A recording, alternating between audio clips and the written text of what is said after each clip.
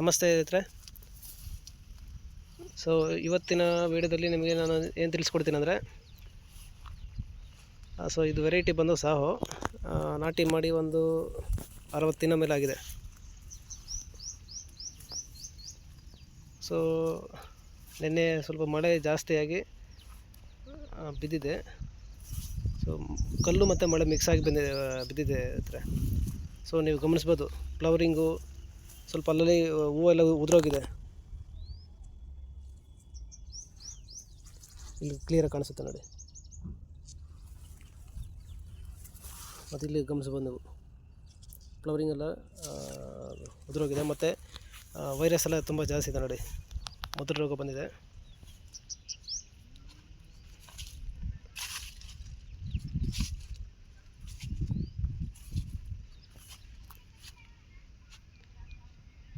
So ಈ ಹಂತದಲ್ಲಿ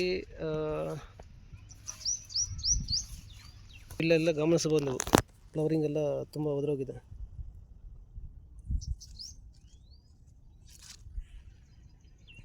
ಮಳೆ ಬಿದ್ದಿರೋ ರೀಸನ್ಗೆ ನಾವು ಫಂಗಿಸೈಡ್ಸ್ನ ಸ್ಪ್ರೇ ಮಾಡಿದ್ರೆ ಬೆಟರು.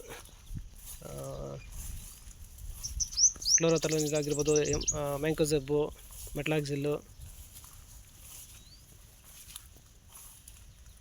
ಈ ಥರ ಫಂಗಿಸೈಡ್ಸ್ನ ಸ್ಪ್ರೇ ಮಾಡಿಕೊಂಡ್ರೆ ತುಂಬ ಬೆಟರು ಇರುತ್ತೆ. ಎಲೆ ಚಿಕ್ಕ ರೋಗ ಆಗಿರ್ಬೋದು, ಅಂಗಮಾರಿ ಆಗಿರ್ಬೋದು, ಈ ಥರ ರೋಗಗಳನ್ನ ಹತೋಟಿ ಮಾಡ್ಬೋದು. ಇನ್ನು ಈ ಮುದುರು ರೋಗನ ಹತೋಟಿ ಮಾಡಬೇಕಂದ್ರೆ ನೀವು ಕೆಮಿಕಲ್ಸ್ನ ಸ್ಪ್ರೇ ಮಾಡಬೇಕಾಗುತ್ತೆ. ಎಕ್ಸ್ಪೋನಸ್ ಆಗಿರ್ಬೋದು, ಗ್ರೇಸಿ ಆಗಿರ್ಬೋದು, ಸಿಮೋಡಿಸು, ಈ ಥರ ಇನ್ಸೆಕ್ಟಿಸೈಡ್ಸ್ನ ಬಳಸ್ಕೊಂಡ್ರೆ ನಿಮಗೆ ವೈರಸ್ಸು ಹತೋಟಿಗೆ ಬರುತ್ತೆ ಇರುತ್ತೆ. ಮತ್ತು ಇನ್ನೊಂದು, ನಾನು ಲಾಸ್ಟ್ ವೀಡಿಯೋ ನಿಮಗೆ ಮಾಡ್ದಂಗೆ ಎಗ್ಗು ಪ್ಲಸ್ ನಿಮ್ ಆಯಿಲು ಸ್ಪ್ರೇ ಮಾಡಿ ಮಿಕ್ಸ್ ಮಾಡಿ ಸ್ಪ್ರೇ ಮಾಡಿದ್ರೆ ರಿಸಲ್ಟ್ಸು ತುಂಬ ಎಫೆಕ್ಟಿವ್ ಆಗಿ ಬರುತ್ತೆ. 60 days ಓಲ್ಡು ಸಾಹೋ ವೆರೈಟಿ ಇದು. ಡ್ರಿಪ್ಪಲ್ಲಿ ಈ ಹಂತದಲ್ಲಿ ಬೇಕಾದರೆ ನೀವು 13-8-28 ಕೊಡ್ಬೋದು. A+Sದು ಎಕರೆಗೆ ಒಂದು 6 8 kg ಕೊಟ್ಟರೆ ನಿಮಗೆ ಬರ್ತಕ್ಕಂಥ ಕಾಯಿ size, shape, quality, flowering, fruit setting ಮತ್ತು ಗ್ರೋತ್ ಆ್ಯಂಡ್ ಡೆವಲಪ್ಮೆಂಟು ತುಂಬ ಚೆನ್ನಾಗಿ ಬರುತ್ತೆ ರೈತರೆ.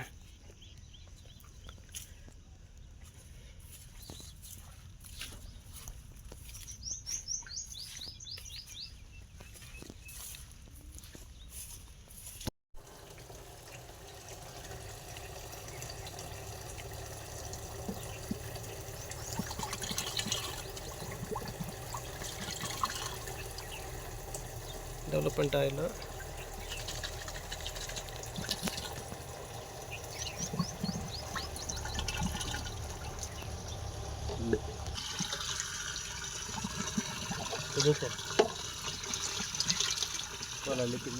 ಅದಾದ್ಲೇ ಅದು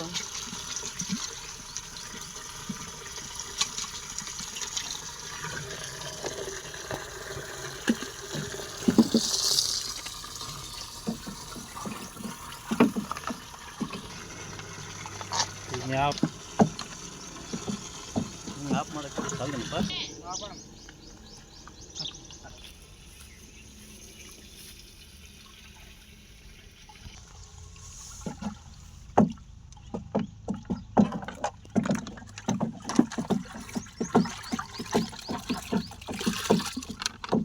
ನೀವು ಗೊಬ್ಬರ ಡ್ರಿಪ್ ಗೊಬ್ಬರಗಳು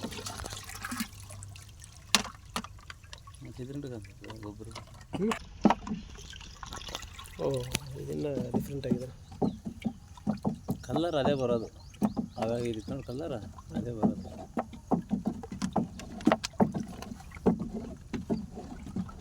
ಫಸ್ಟ್ ಇದು ಹಾಕಿದ್ರೆ ವೈಟ್ ಬರ್ತದೆ.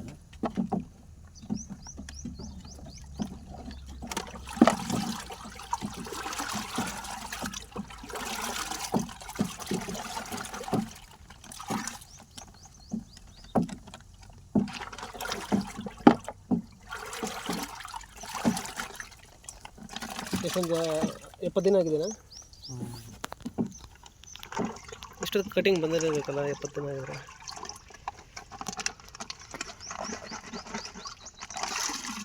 ಬಕೆಟ